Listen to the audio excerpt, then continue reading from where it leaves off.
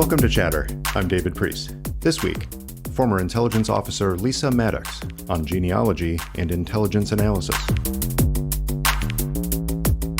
You are, as an intelligence analyst, collecting or pulling together data from a variety of different sources. But you also, as you're going through, you have to be able to discern good data from bad data. There are people that lie. In the realm of genealogy, you have to source everything. Otherwise, it's a fabrication. It's not useful, to the families. Doing the work and handing over the final product is so gratifying to be able to open a client's eyes to their family history and teach them things they didn't know about.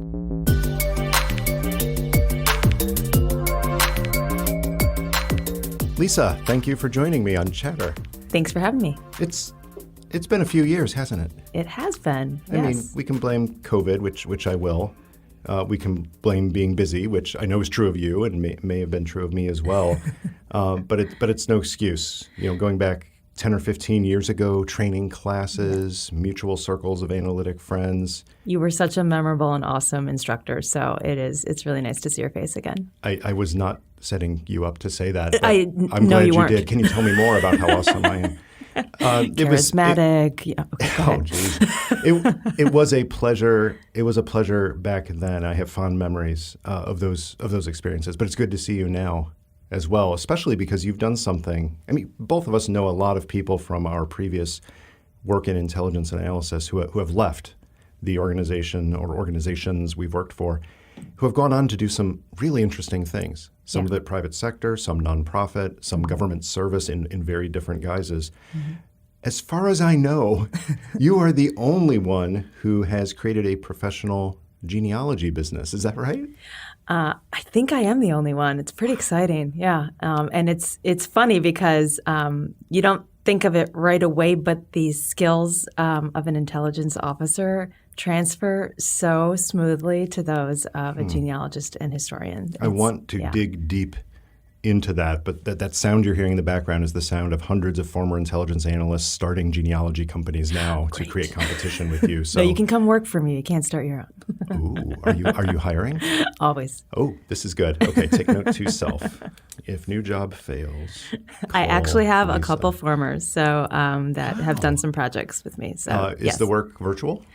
Yes, it is. Okay, so you don't have to go in the office. You can see daylight again, which was one prerequisite for my job after the agency, was to see daylight with regularity. Were you in one of those vaults where skiff? It was all artificial light. But you never had one of the skiffs that did have the window where, with the screening and everything, but had the window where you had some sunlight coming in. The last one, yeah.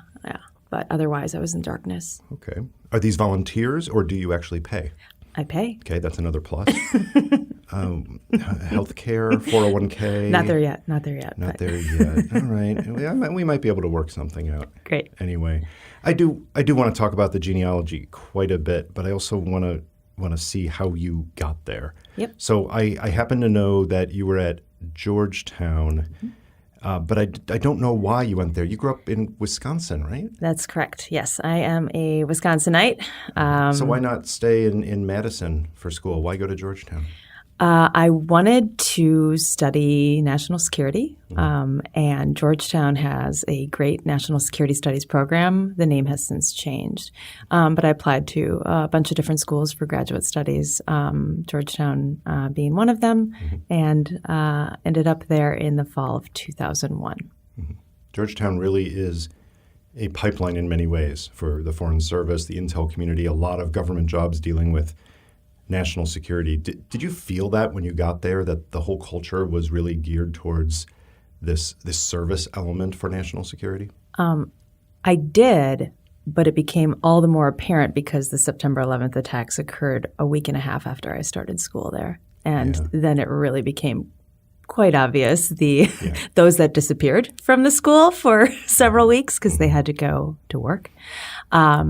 And the discussions that we had in our classrooms. So it became very apparent very quickly. Was that more of an explicit thing? Like the professors, many of whom former government officers, were saying, this is this is your duty to serve, or was it just more of the social, the feeling of everybody had this sense that even more than before, this was the time to step up? I think it's a little bit of both. I think we had a lot of adjunct professors that, like you said, were either former or still involved in the national security apparatus. And I have such a visceral memory of a lot of these professors standing up in front of us in the classroom saying, we don't fully understand what just happened, and we need you to help us understand what happened. And that welcomed us into the fold. Yeah. And then just the ethos of wanting to get those bastards and never let it happen again. That was part and parcel of our culture at that point. So from Georgetown, at least from some of the buildings on the higher, you could see the smoke from the Pentagon when you were sitting in classes. Yeah, I actually saw the plane go into the Pentagon. I had dropped my friend off at Reagan National Airport, and we were listening on the radio about the New York planes, and then I dropped her off and saw the plane come in. Yeah. So I got out on the Key Bridge, pulled over. All of us did. And we just looked up at the sky because the radio was saying, incoming, incoming, incoming. And we were looking for the next planes to come in. So it was wild. Oh, obviously it's a rough day for many, many people in many ways, but that's a shock. And then trying to focus on, were classes canceled that day? Oh, yeah. Okay. Oh, yeah. And I'm trying to remember for how long. It wasn't actually that long, but a lot of the students didn't come back including I didn't know he would be my husband, but I met my husband there, and he worked in a very interesting job for Department of Energy, their intel work. Okay. They look for possible nukes on the loose, and he disappeared for several weeks. I thought he was cute. It was something you said? I wondered where he went. But yeah, a lot of students disappeared for a while. You point out the Department of Energy intelligence shop, which is one of the lesser-known places in the intelligence community. But I face this with graduate students I've taught when they say, well, I want to work in intelligence. So how do I apply to CIA? I said, well, okay, here's how you apply. There's a website, go. But don't limit yourself to that. Exactly. Because your interests and your personality and different culture, there are dozens, some formally in the intel community, but some not. There are dozens of agency, departments, bureaus that do something like intelligence, if not hardcore intelligence community work. Yep. And you ended up at one of those, not DOE, but NCIS. Yeah. I think most people associate NCIS, fortunately or not, with the TV show. And they think about it in terms of, the investigative portion. Right. But describe NCIS as an organization and why intelligence analysis makes sense as part of that. Yes, it was an evolving story at NCIS because it is predominantly law enforcement in many ways, and there are people with badges there, and they love to flash their badges. The analysts don't get the badges, kind of an issue there, but we can talk about that later. But NCIS really came into the intelligence fold, especially after the 2003 USS Cole bombing, and I worked alongside intelligence analysts that supported that case and supported it a little bit myself as well. But the analysts for NCIS, we were counterterrorism analysts. We look to monitor, research, and analyze terrorist threats against the Navy around the world. And we apprise Navy leadership of the evolving threat picture as they move around the world and make decisions about their movements and their personnel. So you're talking Navy facilities and assets, Navy personnel, Navy routes, like Navy. Yep, like I did a Suez transit on a ship. You got to think through the various threat picture in that area at the time, as well as more of the global trends as well, and put the full picture together for Navy leadership. So a lot of great analysis to be done there. Yeah. So it seems to me, and I haven't thought this out, so bear with me.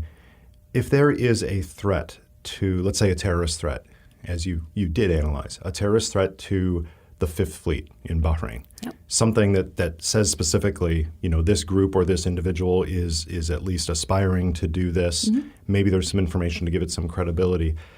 that obviously would get the attention of you working in your job at NCIS, but that would also get the job of analysts at the Defense Intelligence Agency and at the Central Intelligence Agency, maybe at the State Department INR if there's embassy personnel nearby or just general situational awareness. Right. It might get the attention of people at other specialized agencies. So how does the NCIS work with people across the wider national security community without being a formal part, or is it a formal part of the IC?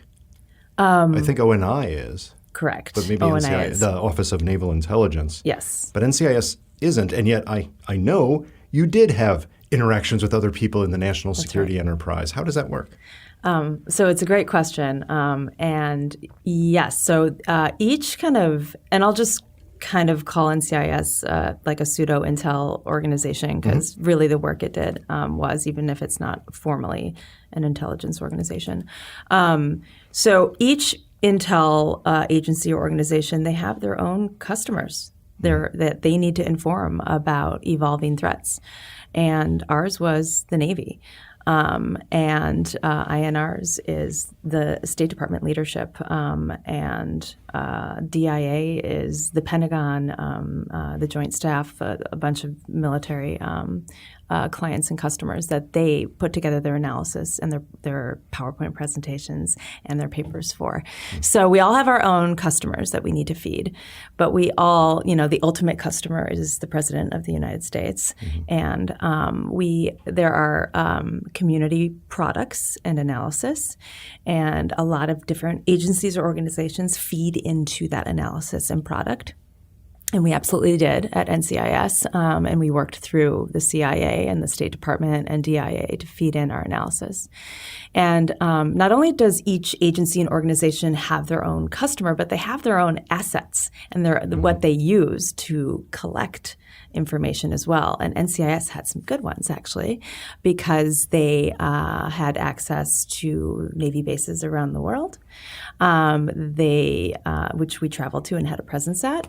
You can collect information on the ground at those places, and it was indeed valuable information. Even without a badge, you were allowed to help with some of those efforts of collecting information? I mean, there's a process to doing it, and those that had the badges were a part of it, yes. Right. You really wanted a badge. So there is a culture there, and I don't want to badmouth anyone, but, it's a culture that's in law enforcement organizations, the FBI as well. There are the agents, and then there are the analysts, and there is a little bit of a second-class citizen ethos for the analysts because they don't have the same rights, and they don't have the shiny badge, and they're told to stop at a certain point, different authorities, different domains. Yeah. I get it. Yeah. I get it. It makes sense that there's this hypothetical threat I mentioned, a terrorist threat against the Fifth Fleet, that you would be involved in looking at that, analyzing that, and then getting that information to interested decision makers. At NCIS, did you also have the ability to contribute to some of the other stuff NCIS does? For example, investigations of personnel and potential insider threat things. Would you apply your analytic training to those issues as well? You could. I specifically never did. You can move around. There's different positions that would address some of those issues. Absolutely. But I, for 4 years, served as a Middle East counterterrorism analyst. Yeah. And how did you like the job and the workplace overall, apart from the tension with the badges? But overall, did you like this entree into the world of analysis? I absolutely loved it because I got to work alongside military personnel. So I got to finally understand, the different ranks. Navy ranks can be confusing, and the leadership and the structure of the military and hierarchical flows and the U.S. military presence around the world. So it was like a complete education of not only the military, but also intelligence at the same time. So it's really cool. It's a lot to take in and a lot to learn. So I was confused a lot. But, bringing on board all of that structure, I think helped me understand where I wanted to take my intelligence career. But yeah, it was a great experience. And I think, especially at NCIS, they empowered, like they do at the CIA, they empower the subject matter expert to brief his or her findings and carry that, forward, regardless of age or rank. Which is nice. Which is so cool. So as a young blonde woman, I ran through Bahrain, briefing more higher ups than you could imagine. Like I said, I rode aircraft carriers, flew off of them, on and off of them. Very scary. And briefing the captain of a ship about various threats right in that stateroom. So just amazing experiences and empowering experiences. You make it sound, and maybe some of this is, the glory in retrospect, but you make it sound like a really good and fun place to work, but you didn't stay there. You said after a few years, so that implies you moved on. I did. I think I recall you worked briefly at DIA, but then ultimately came to the Central Intelligence Agency. Describe the differences and similarities between NCIS analytic work, the DIA analytic work that you had a window into, and then the CIA work, just in terms of the analytic culture and the role of the analysts. What are the things that seem alike and seem different there? Yeah. So, I came from the NCIS world, which had that dichotomy of the analyst and the law enforcement, agent. And then coming into DIA, there was no longer that law enforcement aspect. So that dropped off, which was, good, bad, depending on the day, depending on the project, whatever that may be. And DIA has a tether to the Pentagon and customers and clients at the Pentagon. So you get really quite the education about, military leadership and how that functions and flows at the Pentagon, and briefing that leadership. At the time, we obviously had a troop presence in Afghanistan and Iraq, and DIA did a lot of information feeding to those theaters of war, and got to see that kind of up close and personal. So is it fair to say that at NCIS, some of your senior briefings would largely be Navy leadership, whereas at DIA, you could be briefing the chairman of the Joint Chiefs or someone in the Office of the Secretary of Defense that you might not have previously. Right. That's exactly right. Yep. Yeah. So, broader customers and clients and broader work in general. I mean, really, at NCIS, you're focusing on global terrorist threats, but really the threads that are geared towards attacking the Navy or the military or the areas around our Navy presence, like in those particular areas around the world. So the target set opens up a lot more broadly. So you really have a lot more data flowing in, a lot more data to analyze, and a lot more customers to brief. So things got busier. And then you weren't there very long, though, right? You went to CIA soon thereafter. Describe the analytic culture difference there. So walking into CIA, they have such a better way. I don't want to insult anyone. CIA takes care of its people so well. And I experienced that through training, through benefits, through all the resources that they give the officers there, which is just, it's a lot. I hadn't experienced that on the military side as much. So that was a little bit eye-opening. I felt valued, and unlike NCIS, where the agents might have a little bit more of that hierarchical advantage, CIA, there are the operations officers. It's true, but the analysts have a lot of respect and run the roost in many, many regards there, especially when I had come in because we were in the counterterrorism years. I think those years might be over. And I went into the Counterterrorism Center, so CTC, and we worked alongside all different kinds of officers, and we were all partners. So you were a counterterrorism analyst coming in, but I know you also did a variety of types of analysis. You got your hands into political and economic and military analysis as well. That's a lot of roles. Which one of those, if any, did you like best?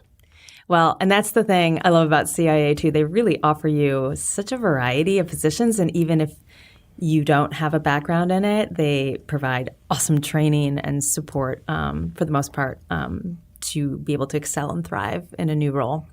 So as a counterterrorism analyst coming in, knowing the Middle East very, very well, I started off working that issue. And then towards the end of my career, I actually led an economic team, which is crazy, not my background at all, but what a fantastic free education I got on economics. I had PhD economists on my staff.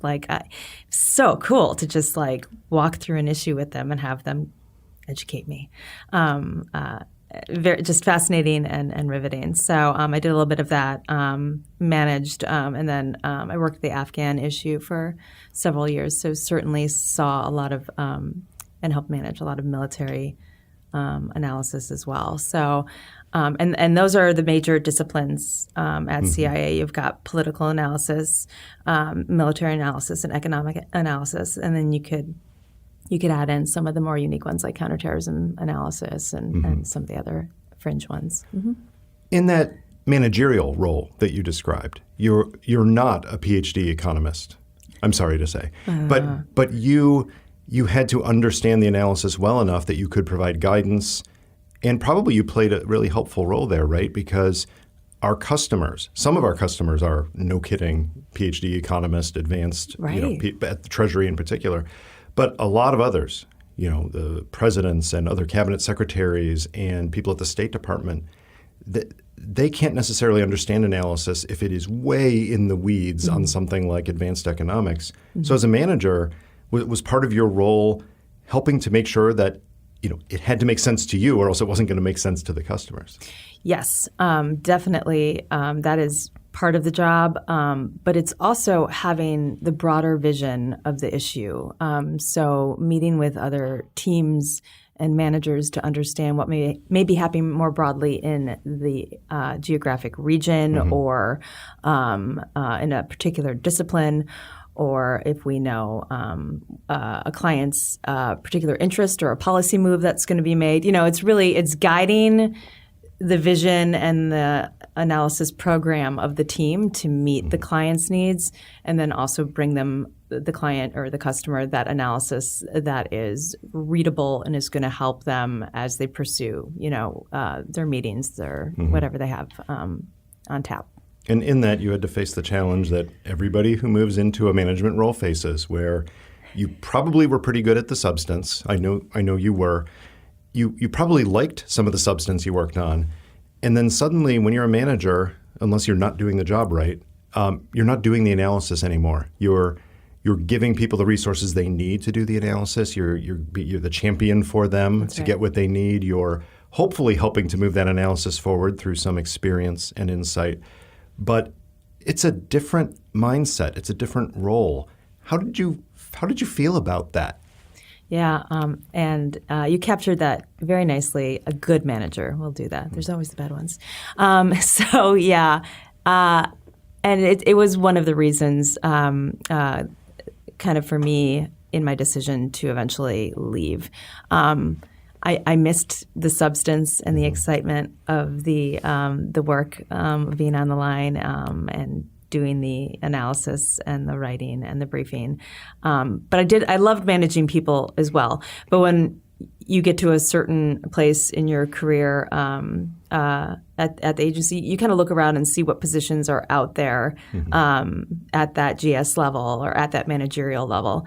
They're not as exciting. I'm just going to put that out there. Some people just really dive into the management and love it. Like I said, I liked it. I liked caring for the people. I loved the people that worked for me. But just looking at where I could go in my next, position, I wasn't that excited about it. Mm-hmm. Well, because of all these different vantage points you've had, doing intelligence analysis for NCIS, for DIA, for CIA in different disciplines and managing in a different discipline, you are quite possibly the perfect person to talk about something that we have not really done a deep dive on here on the podcast, which is what actually is intelligence analysis. We talk about it, but we don't break it down and explain what the job actually is and why it's important. So let's do that. Let's start at the beginning. The first job, there are many jobs of an analyst, but one of the core jobs is the fundamental research. So before you get to the thinking and the putting together of ideas and putting together of words, you're gathering information. Yes. Talk a little bit about what research is for any intelligence analyst on any topic, what it entails, and what kind of a person is good at it. Yes, the research is probably my favorite part. So you are, as an intelligence analyst, kind of collecting or pulling together data from a variety of different sources. There are classified sources, and there are open source sources. There are technical sources. There are human sources. There are machines that provide sources. All sorts of different sources. And the key is to pull together the whole picture, not using just one of those little silos of information. You really want that all-source analysis. That's what makes it the meatiest. That's where you get the corroboration and the verification of information. So that's part of it. But you also, as you're going through and trying to locate information, you have to be able to discern good data from bad data. There are people that lie. There are errors in technical collected information. There are open sources that are inaccurate. You really have to get a keen eye to being able to spot good and bad data. And just because data might not be great, and there's the whole spectrum of it, knowing where to put it and keep it and use it, especially if you have limited data. I worked on target sets that had extremely limited data, and sometimes you got to use bad data, and that's okay. But as an analyst, and when you're writing and pulling it together, that's where you learn how to caveat and explain the sourcing of your information and why you're using it. But I'm jumping ahead. But that's a good reminder, even on the research, is when you're bringing information in, you're seeking information or data, and you're trying to get it. You have to know that a lot of it is biased, and that doesn't mean deliberately misleading necessarily, but people sometimes will claim that this news organization or this one is biased. And my reaction is all of them are biased because they only have so much they can talk about. They have to make decisions. Is this a 2-minute story or a 20-minute story? All of those have some bias in them in terms of relative coverage, time, and depth. So everything you get is going to have some bias in it. But in the research stage, you're still getting as much of it as you can and then putting it in those bins of this is highly reliable, this is questionable, this, I know it has a bias, but I can use that in the next stage to help weed through why it matters. When it comes to research, you're like a vacuum cleaner. You want to get as much as you can. Yeah, that's a good analogy. And just one other thing to point out that's really important in the research phase is identifying and understanding the gaps in the information. What are you missing? And that can be clear or it can be fuzzy. And you can address that in analysis, which is kind of the next stage of an intel officer's work. But the gaps, and I loved this part. Once you identify them, you can try to close the gaps. You can try to find the information or task the or get the information, find creative ways to get at the information. So that can be a fun part. And that's, as you already alluded to, that feeds into that next stage of analysis. But then the analysis feeds back into research through the crafting requirements for collectors to go out and get, or in some cases, depending on your role, that you can somehow collect yourself. So let's talk about analysis itself, because there is a process of analysis. There is tradecraft, as we call it, about how you put the data and information you get together to develop knowledge and hopefully insight. So walk through your understanding of that. How is it that you process all of this data you've collected and try to get something insightful out of it? I think the simplest way to answer that is you use other people, your colleagues, and you use analytical tools to toss around the information, to try it in one shape and form and maybe throw it on its head in a different shape or form, to bring in other perspectives. We are all inherently biased individuals, and it's really good. You're not going to see everything, every angle, and it's really good to have brainstorming sessions to bring other perspectives in, collect those perspectives, and then you have a whole new set of data on top of your data. It's not easy. There's a lot going on, and you just kind of work through it back and forth. Like you said, it's almost cyclical, the research and the analysis, especially on the gaps. I like the fact that you brought that up because. I mean, it seems, again, a hypothetical case in my mind. Let's use the terrorist threat in Bahrain again. Okay. It might be that there's some local press report that hints at, there's rumors about this upcoming attack. And maybe there's something that someone walks into an embassy somewhere and makes an allusion to it. But as an analyst, because you've been doing this for a while and you're good at it, that when there are threats of this type from this group, you're almost always getting intercepted communications about it because we're that good for this particular group. And yet that's silent. There's nothing there on it. And as an analyst, you put that together and say, why aren't we seeing what we should be seeing if this is real? And of course, you can go multiple directions with that, which is because it's not a valid threat. That's one. Or it could be, because they've clamped down on their information security and now we don't have that channel anymore. Let me check out what else is still coming in through that channel of collection. Or it could be just the timing of collection, that it hasn't been processed and put into the system yet for you to see. But as an analyst, that's what's going on, hopefully at the conscious level, but at some level of your brain, you're doing that on dozens or hundreds of topics all the time for the area that you're watching. So while you're pulling together all of the data that's out there, like you said, about, whatever, if it's a threat or a particular lay of the land in a certain geographic area, all the while, new data is still coming in. And if you're writing a longer paper, it can be really hard to keep it fresh and to keep it accurate when new data is still coming in because CIA analysts cover evolving threats and situations all the time, and it can be really difficult to do a deep dive as situations evolve and change. One of the hardest things as an analyst is being aware of your own assumptions because you don't have perfect data. Right. If you had perfect information, it wouldn't be intelligence, right? It would be known. So you're making assumptions going in, whether it's about the sources or about some of the logic and argumentation going into the assessment or about your predictions for what could happen. How do you check your own assumptions and how do you find a way of overcoming that so that you're not inherently biasing or influencing everything just based on those initial assumptions you make? So there we get great training, instructors like you, about really cool, sophisticated kind of analytical tools that you can use to do things like check your assumptions or hold a brainstorm to have other people bring their perspectives into play and also possibly check your assumptions.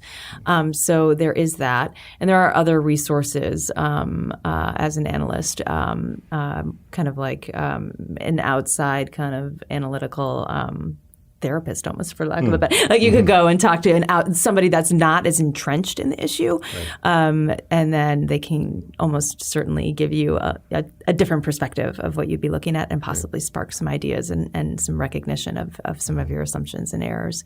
So those are just some that I remember off the top of my head. But you're also on a lot of these papers or analysis. Once you've written, you're coordinating with other members of the community. This gets back to where our discussion began. So you have analysts that are at DIA or at NCIS, and they almost certainly will have a different perspective because of where they sit and their clients and what they see in their internal resources.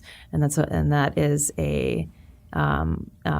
it's a great way to check assumptions and to make the paper better, more thorough, more measured, what have you. Yeah. Because I'm old, when I started as an analyst, we did not have structured analytic techniques as such. I mean, we had them, and there were a few that people knew about analysis of competing hypotheses, which is one way of racking and stacking information in a technically in a grid-like format, information against possible explanations for that information, helping you to see things that you might not see if you're just grokking in your head. Yeah. We had stuff like that, but we didn't have classes in it, and we didn't have a list of 24 different formal techniques. Right. So when it was time to check assumptions, it was something like, I'm working on this piece of analysis. You make a little list on the side. What are my assumptions? Quickly. Yeah. Or even better, because I worked with a lot of people, all of them that were smarter than me, I could print out my analysis, because we printed a lot back then. Or, in theory, send it to them electronically, but often we printed it. And I would just print it and hand it to the guy next to me. And I'd be like, Mike, can you take a look at this? Or hand it on the other side. Give me a and say, sanity Allison, check. can you give this a look? Yeah. And I can't tell you how often, Lisa, somebody just read it, and in a few seconds, they just kind of looked up with a quizzical look and said, David, are you nuts? Why would you assume that we would have intercepted communications from that guy? He's from this branch of the group, not this branch. And I'd be like, oh, holy crap, you're right.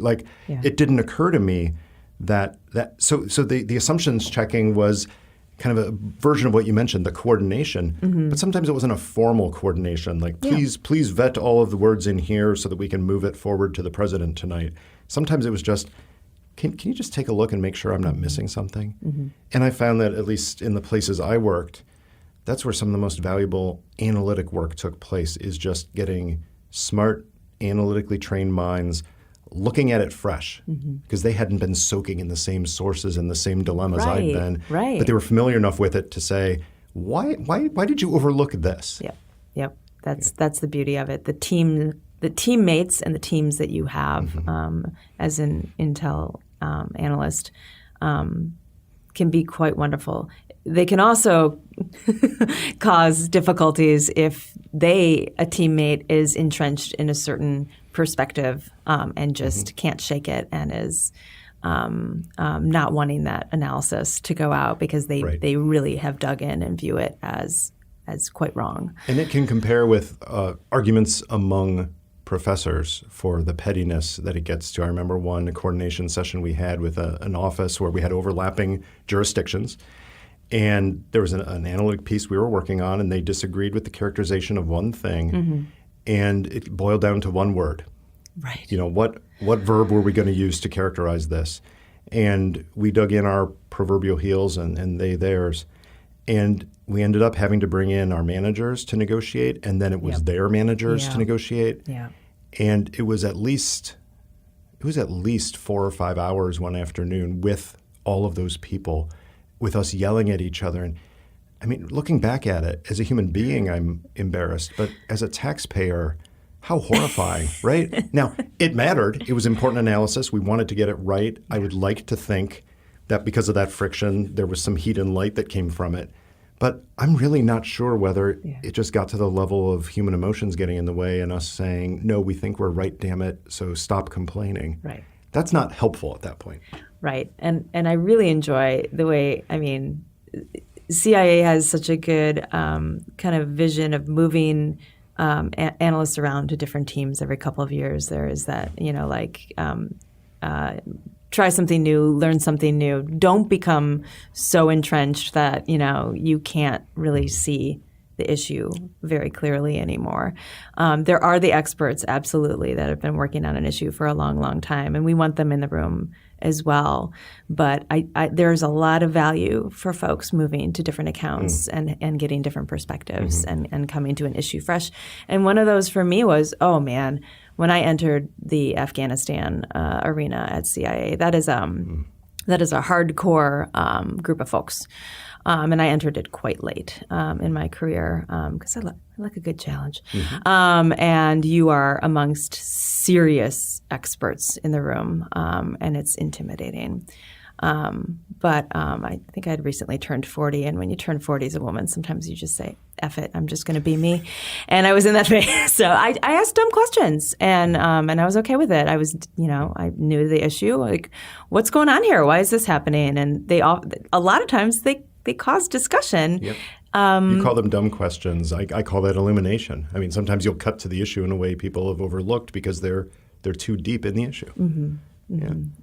Well, we've already crossed another blurred line here because we're talking about analysis, but then talking about the presentation of it and what word are we going to choose. So Analysis is, at its core, the thinking part, right? Here's a bunch of information. I process it in my brain, and I'm trying to figure out, first of all, what's happening. Then secondly, so what? Like, why does it matter? And then what's likely to happen next? Not all analysis does all of that, but usually you'll get some of each of those. That can all go on in your brain. That can all be neurons firing. Doesn't do much good, though, right? Unless you have a president and she's a mind reader, or a secretary of state, and he is tapped into your thoughts. You've got to somehow communicate that. And the two main ways are writing and briefing. Talk through analytic writing and how it differs from other kinds of writing in your experience, and why that is considered a part of the intelligence craft, because everybody writes sometime, but intelligence writing is considered a core part of analysis itself. Why is that?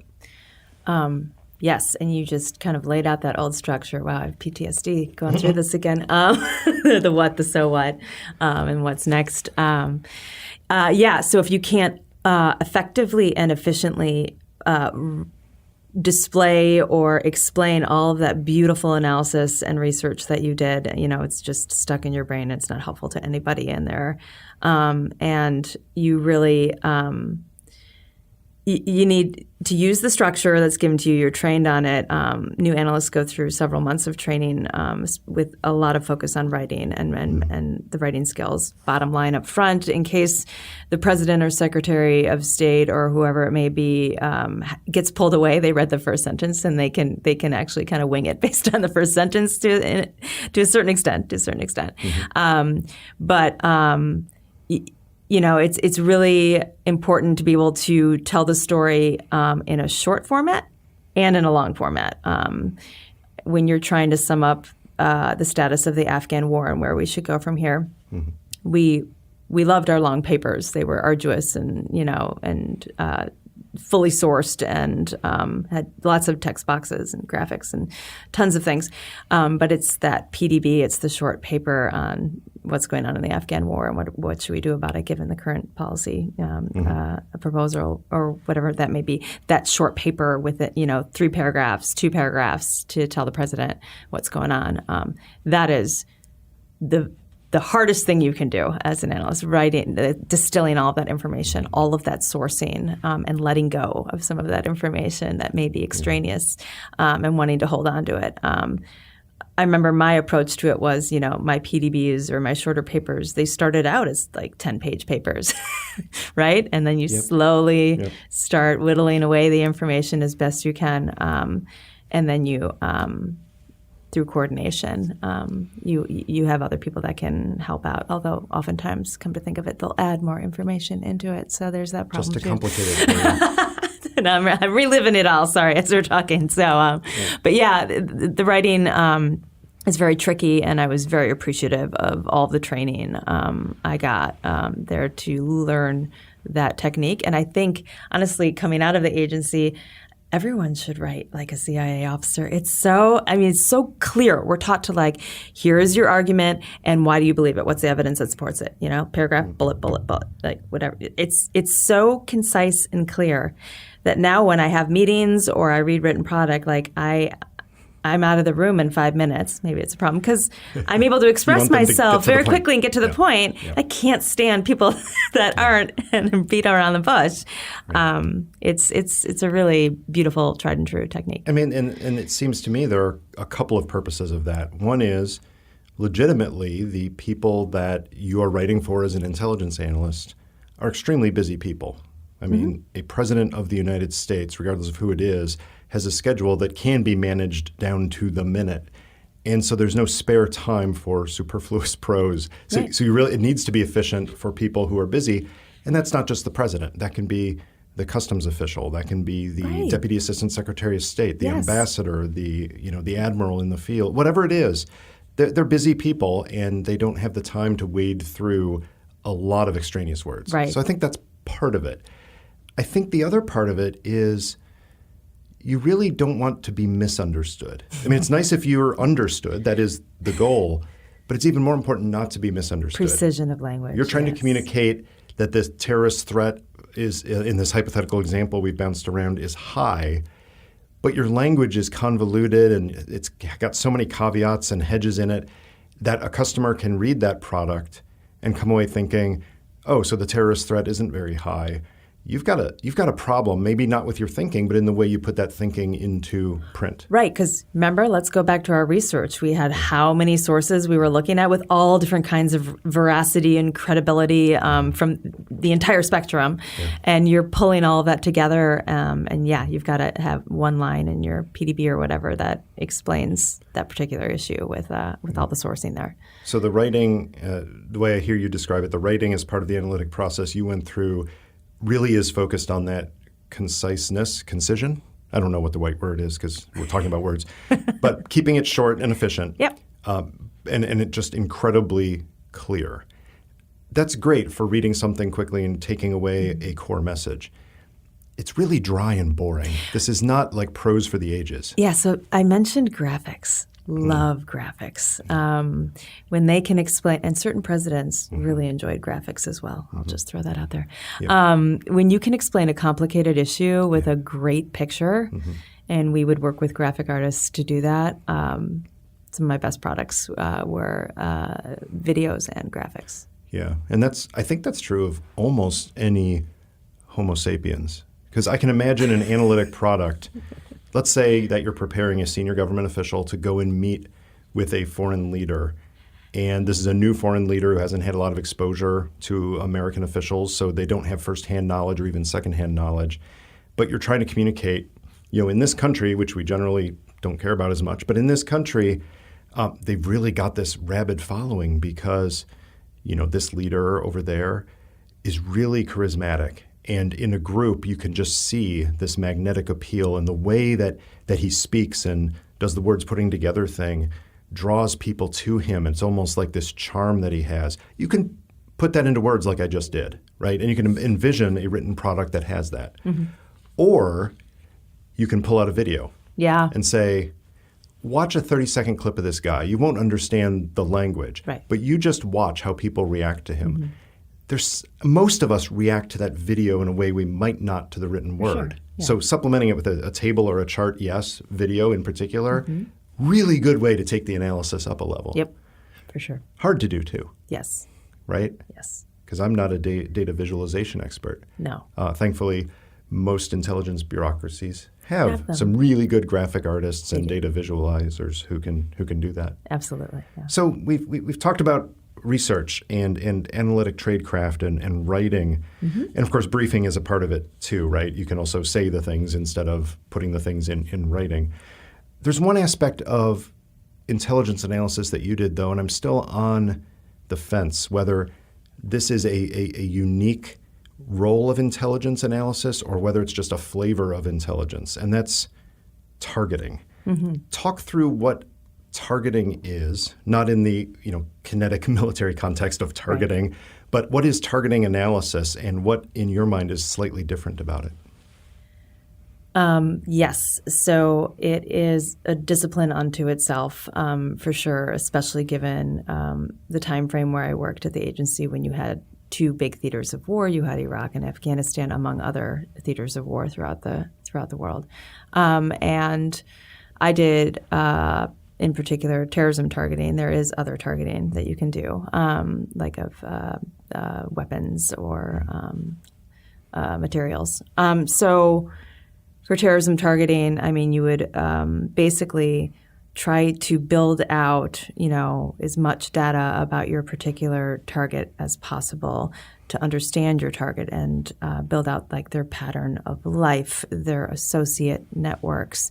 So you want to understand when does your terrorist get up in the morning? When does your terrorist go to their car? Where do they drive? Where do they have lunch? Getting that pattern of life down to understand their movements and who do they interact with, building out their associate network, who are the family members that live with him or her, and how many children, and what city do they live in, and those are just kind of some of. I don't want to give too much detail, but you're pulling all that data together and really getting to know that terrorist as best you can. and then understanding what gaps you have in the information and how to get those gaps, depending on what your end goal is. Is your end goal to arrest or remove the terrorist from that area, or is it to approach that terrorist? Whatever it may be, but you really, it's really building out the full picture of that individual.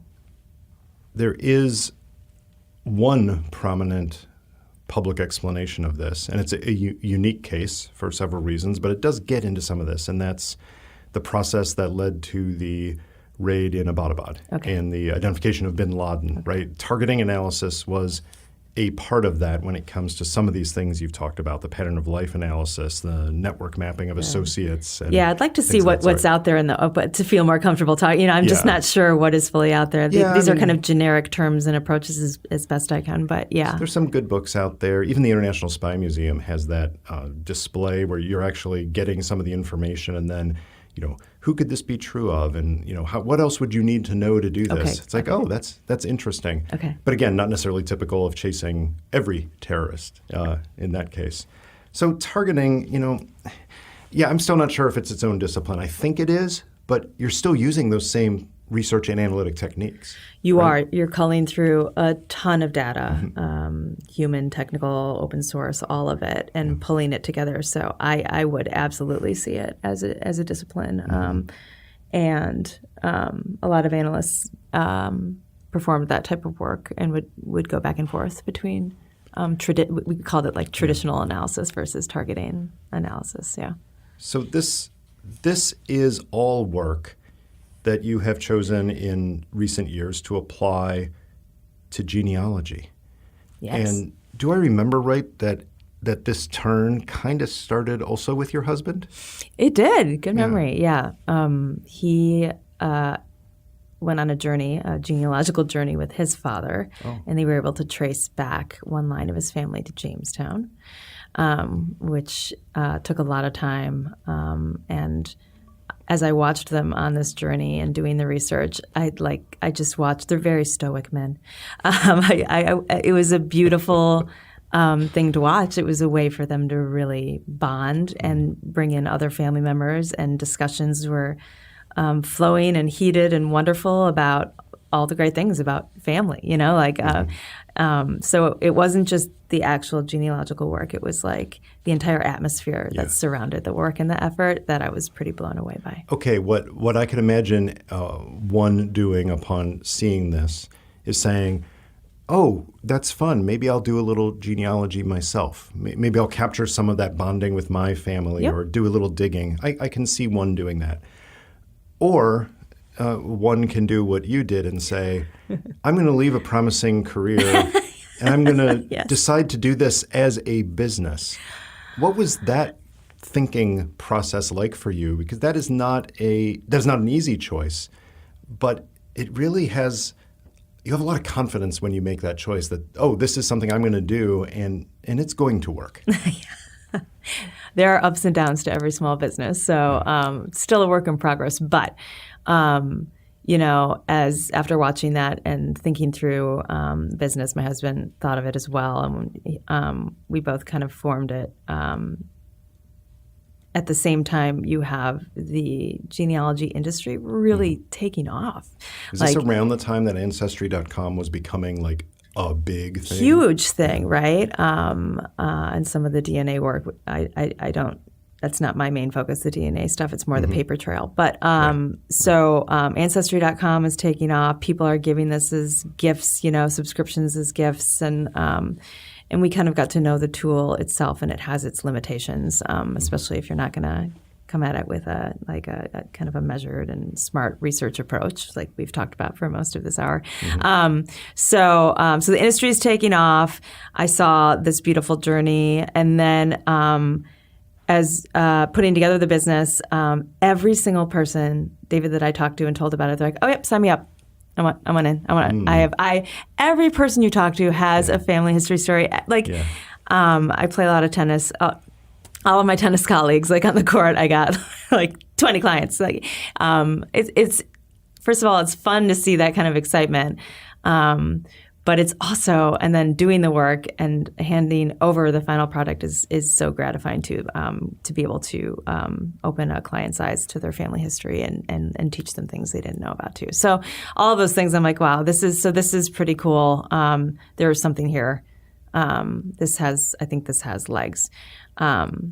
And yeah, that was kind of the genesis for that. Even Hollywood has picked up on that magic moment you described of delivering the product with the show. Finding your roots. Finding your roots, thank you. Where, they give a window into some of the research and some of the analysis, but they really are trying to capture that wow moment of I've just learned something. There's a revelation here. Yeah. Right? Yeah. Well, it might be fruitful actually to describe why you're well suited for this, because so many of the things we talked about with research and analysis and, of course, writing and presentation and the targeting discipline itself. Absolutely. So many of these apply to genealogy. So let's apply that framework and walk through these analytic slices as they inform your genealogical work. So first, research. Yeah. How is it helpful to have the research background you've had in order to get at these sources you need now? So really applies directly when you're looking at pulling in a ton of different data from different kind of resources and disciplines, culling through the data and discerning what is good data and bad data. And an example of that, a lot of ancestors have the same darn name, like figuring out and mapping out who that report is actually referring to can take an entire day. So pulling, really all that data together and then identifying the gaps. And I'm good at this. I love to do this.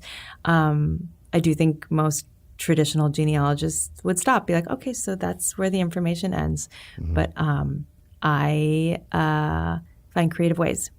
So you've got obviously things like Ancestry.com and what's the other one? FamilySearch.org. FamilySearch.org, MyHeritage. Yeah. Those are the big ones. So those are there, but you don't stop there. You have other sources, right? Mm-hmm. You find ways. Does that involve people in various places in the world who can do more, what would you call it, more tactical, hands-on Boots research? On the ground, absolutely. Wow. That takes it to a next level. It does. Because I know people who have done the travel and done it, and in the European context at least, for some people, they'll go and they'll find the church or the monastery or something in the local area that has records that help them.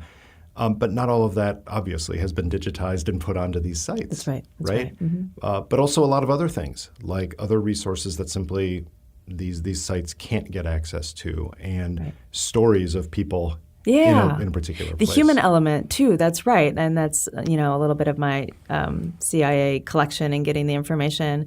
I ask clients and their relatives to tell me the stories. Mm-hmm. Those are important.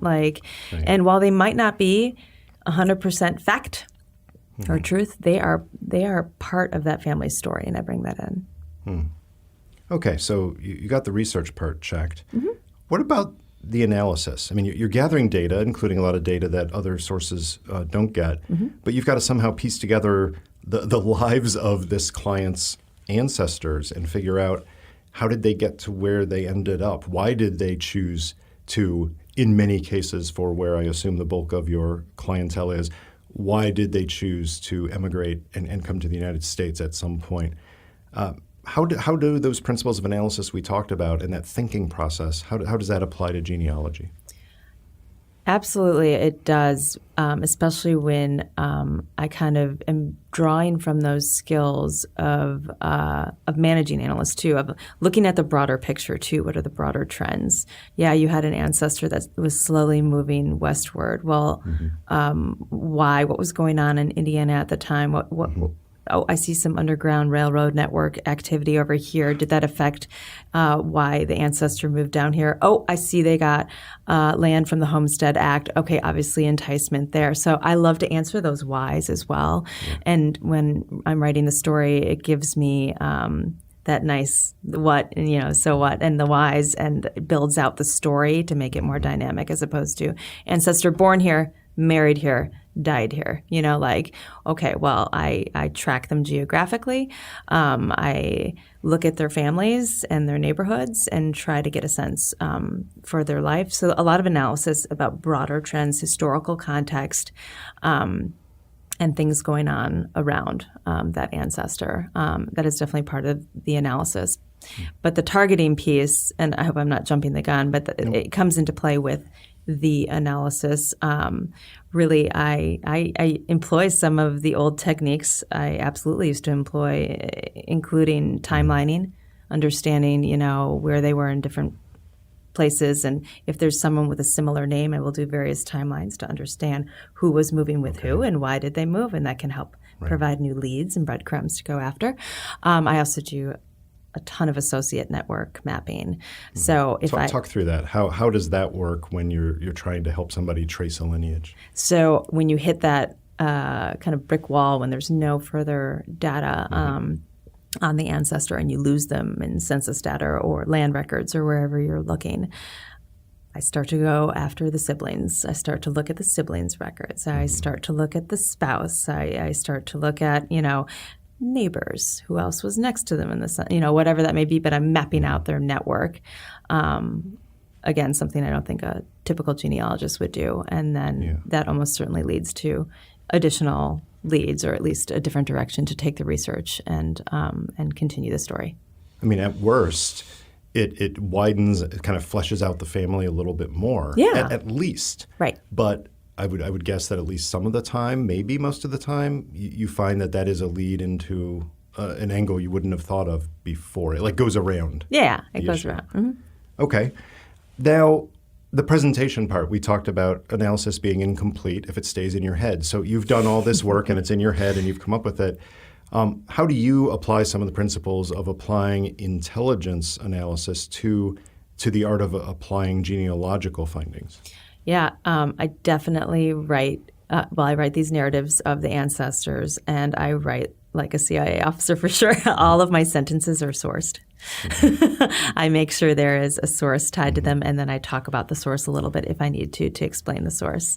So if there's a source that you find that it's somewhat iffy, that is, it's not, I don't want to say in writing because there's a lot of crap in writing, but it's something that you can't verify. Yes. You will acknowledge that this has lower confidence as a result. Absolutely. Okay. Yep. So totally using all of those old techniques. You couldn't, in my opinion, put together a story that is not fully sourced with the sourcing caveated appropriately, especially in the realm of genealogy.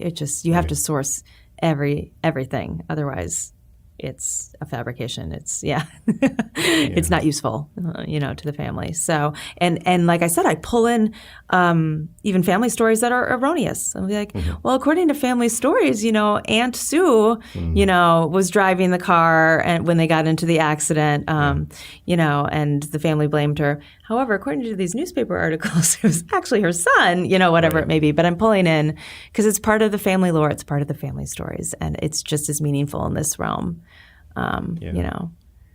As well, probably you could make the case also in the intelligence world that commentary from sources and stuff like that provide important flavor for the client or the customer. I would guess there are some moments, and again, with a parallel to the intelligence, right. when you have that exquisite intelligence collection that informs good analysis, or you have the crappy intelligence collection, but there's actually exquisite intelligence analysis going on to tell a picture, and you brief the customer, whether it's, again, the president or, a desk officer at the Treasury Department, you brief the customer and they're like, aha, I can use that. Right. And it's like the light appears and you hear the chorus of angels because all is good with the world. I would imagine there's some of those in genealogy too where you find, you know what, you didn't tell me this. You thought your family story was that, your grandfather's great-grandfather, came here for this reason. But it turns out, he came here for this reason, and he actually founded this great institution. And there's that moment that you have with clients. Mm-hmm. But I'm guessing there's also the opposite, right? Where the family lore has it that, great-grandpa always said he was a war hero, and you find out, no, actually, he went AWOL. He ran away. Yeah. How do you, obviously handling the former moment is preferable, but how do you handle the latter moment where you're telling families something they don't want to hear? Mm-hmm. So being a good and genuine researcher, I do present all of that data to family members. And a lot of times what I've experienced as far as a client will say, we kind of knew that or we had an inkling, but we don't really acknowledge it. So thank you for that, but don't include that in the final story that you write up. So the family lore is, Grandpa died, of some stomach ailment, but you find out Grandma poisoned him. That kind of thing. Yeah. And like I said, I'll be forthcoming. We'll go back and forth and talk about it. But I write the stories of their ancestors. It is their story, and they get to edit it and have it how they want it at the end. Oh, okay. And a lot of clients do ask me to just remove some data that they don't like. That is not pleasant sometimes. Okay. Yeah. That's understandable. Yeah. Now, I know that, well, I should say I don't know this. I strongly suspect, based on what I do know of you, that you were not an analyst of Japanese affairs, and you were not, like anyone in the intelligence community, you were not an analyst of the history of the Civil War and U.S. communities within it. No. But yet, through this genealogy research, you've gotten to learn a lot about things like Japanese internment camps in Hawaii, and you already mentioned the Underground Railroad in Indiana, or Quaker settlements in North Carolina, and how they navigated Civil War dynamics. Yes. What's the most interesting historical era or location or event that you've dug into that you didn't even know you were interested in, but once you got into it, you found yourself intellectually stimulated by? Oh, there's so many. It's really hard. It's really hard to pick. I mean, I've done a bunch of very moving Holocaust survivor cases tracking ancestors that were in the camps, and how they ended up getting out, or actually meeting spouses in the displaced persons camp afterwards and starting a family, hope out of ashes, like just really cool stories. But the one that you referenced that is probably my most meaningful and favorite was the Japanese internment camps in Hawaii.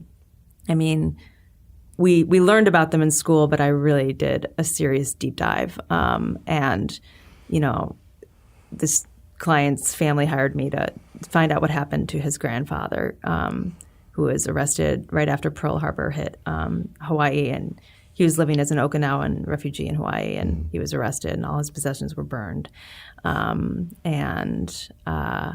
wanted the file. He wanted to see why he was arrested, where he went, who set him free, because his grandfather would not talk about it, So I found it and navigated the archives and a bunch of resources in Hawaii, and found the FBI file. Got it for the family. And that was publicly accessible? In the archives, they have a lot of resources for the Japanese internment period of history. So to understand, our records and holdings as the U.S. government, and that they have that there, is kind of incredible. But to be able to find it and provide that to this family, was beyond meaningful. It was so cool. It was really cool. Because in those records, too, there were some immigration records about the originating town in Japan that they were from. Oh. They didn't know any of it. So it was really cool. That is revelatory. Yeah. Do you find that there are a lot of these, what I'll call, hard copy archives? Obviously, at one level, people know the National Archives and the kinds of things that can be in there in terms of government records. Presidential libraries have extensive information about their presidents. They do. Which occasionally could be useful because so many presidents have such massive families and connections. You see this anytime somebody marries into the British royal family. They have not only tracing their lineage to other British royalty over the ages from different ruling families, but also they're the 13th cousin of Theodore Roosevelt, and they are the second cousin twice removed of Barack Obama. And so obviously, there are places where you can find things like that, but there's also diminishing returns. You're not going to go to 13 presidential libraries in person and the National Archives in College Park and university libraries. You're not going to go there for these private collections for every client. Right. That said, have you found some of them useful when you had a lead that said, yes, the personal papers of this person at this university will have something that no other source can give me? Yeah. Absolutely. And living in Washington, D.C. is such a great place to live when doing this type of work, because not only do you have one of the archives, and there are archives actually around the country, national archives, and then locations around the country. But we have the National Archives here. We have the Library of Congress, which is a wonderful resource, especially for genealogy. Who'd have thunk, right? But they have actually a lot of these kind of very small published genealogical books that families do and have done throughout history. Yeah. And you can... So almost from private collections, but because they're published somewhere, Library of Congress gets a copy. I don't amazing. fully understand the whole how they get the copy or how that works, but I will find these small books that you have to physically go to the Library of Congress because it's not digitized. You put your order in for the book, and then it takes 30 minutes for the person. I envision people with carts like in a maze in a labyrinth in the basement, and then they come out with the book and boom, I've got all this cool data and pedigree charts for this family because of the Library of Congress. How cool is that? What a great source. Yeah. Now, I have a distant recollection of hearing once that the LDS Church has amazing archives in Utah. I've been to them. Mm-hmm. Have you describe that just as a repository, because if you are not descended from or related to someone that you know is in the LDS Church, you might think, well, that's useless. But my understanding is that's not the case, that some of their research really is very wide and very deep. Absolutely. So their database, familysearch.org, houses way more U.S. records than Ancestry.com does or MyHeritage.com does, but it's not as user-friendly. It's not all indexed, so you really have to go in there and do some digital paging and go a bit cross-eyed while you're doing it. It's a bit arduous, but so they have digitized all of let's say Indianapolis's land records from 1810 through 1870, right? And so you can go in there and check it out. A lot of the resources you have to go to an actual office to get on their computers to look at them, or actually go to their library as well. So, and I've been to it. So they're just kind of a great repository for all of a bunch of U.S. records, different states and counties. And then they have a lot of family trees in them as well. And they do that for purposes of, wanting to increase the numbers of they have their own priority in doing that. But their records are outstanding and pervasive. Yeah. This is feels like to me, as I'm asking it, a prying question that could be uncomfortable. So I'm going to jump into asking it. Great. Did you discover something about your own ancestry that blew you away, or at least gave you something that made you feel differently about your own family? So not really. I come from immigrants, somewhat recent immigrants. So the records dried up pretty quickly. I have my father's side is Jewish Lithuanian immigrants. And go figure, Lithuania, there's not a lot of great records out there. And they came over in the 19-teens. Yeah. And then my mother's side, Polish immigrants. We did discover on my mother's side, however, that we thought there was some German lineage in there, but during the war, ancestors changed their name to more German-sounding names to be safe. Yeah. So, but those are actually pretty typical stories. So, nothing incredible, but going back and looking through the stories and talking with my relatives, again, that beautiful journey, it happens. So it's just stories come out of the woodwork, and it's a wonderful experience to do it. I recently read a book by Norman Davies called Vanished Kingdoms. He's a renowned historian, and he took a look at across Europe these various former countries or entities of a political, some of which you've heard of, like the Soviet Union, and some others that even geography Galicia, nerd. Oh my gosh, right? They're just so fascinating. Mapping out Europe, it takes. But one of the side notes of it, which of course as a good historian he slipped in here, is that some of these we have really good records on. You get all the details about who married who in 1213 and why it happened, and then their connection here and what business they did that led them to this. And one that stood out to me was the Poland-Lithuania Commonwealth in that area, that because of the partition of Poland that happened and so much, there are hundreds of years of history that were at best absconded with and hid somewhere, and some have not been found, but in many cases were deliberately destroyed. Yeah. And so it does lead to a black hole in some areas, including in your own family history. Yeah. There's some records that simply don't exist anymore and are lost. When it comes to foreign countries overall, not in the United States, do you find a great disparity between the level of records by country or region? I find that I'm always surprised, actually, by what I can find. I did a Norway project. Norwegian records. Ooh. Good. Yeah. Yeah. There weren't that many Norwegians, and they all had the same names. So that was difficult to parse through. I could see that being an occupational hazard. But I had a great project, researching somebody's Norwegian history. Mexico. I've found actually a surprising amount of records for ancestors in Mexico. I was pretty surprised by that, especially as the U.S. formed, and Mexico and California and the whole Southwest, like the borders were shifting. I had to map this out, and what became the U.S. and what was crunched down into Mexico and some of the areas in between, and where those records ended up getting housed. So fascinating. I get to learn about so much random crap. I'm telling you, but it's really fun. The geography and the history is fascinating and mind bending. I hadn't thought of it that way, but I guess it makes sense when there's a peace treaty, for example, between the United States and Mexico after a conflict, and they redraw a border. Yeah. Mexico wouldn't automatically hand over all the records from some of it. No, that's not some. Maybe it does occur in some cases, which is wonderful for modern day political boundaries. But in many cases, you've got to go other places to get the information because of who once owned it. And a lot of times it comes down to towns and counties and and how they house things. And and the Mormons FamilySearch.org does a good job of actually pulling together a lot of that data. Well, you've mentioned a couple of those websites, which is very kind of you. So I'm going to actually mention a different one, which is familyhistoryintelligence.com, which is your website where you do some of this work and offer people some ideas, and then different packages for investigating this kind of thing and taking advantage of your analytic expertise to do that. Yep. Well, as you know, we end our podcasts by reaching into our vaunted chatterbox. Okay. So I will open it up and see what it has to offer today.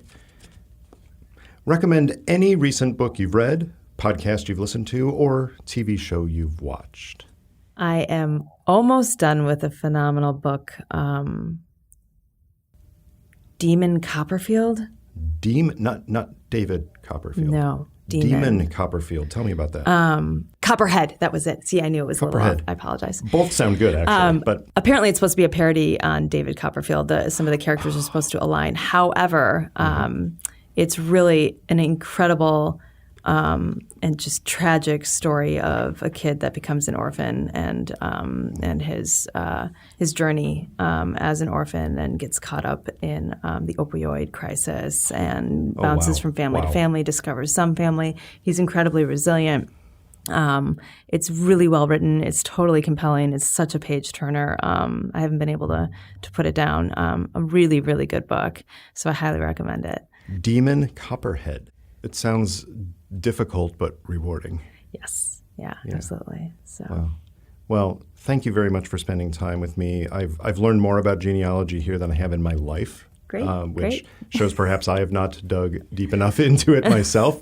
But also, I like the clarity and examples you offer on intelligence analysis, because it's been too long that we haven't talked about that in depth, and I appreciate you sharing it with me. Yeah, I had to dust off that knowledge a little bit, but that was fun. Thanks, Lisa. Thank you.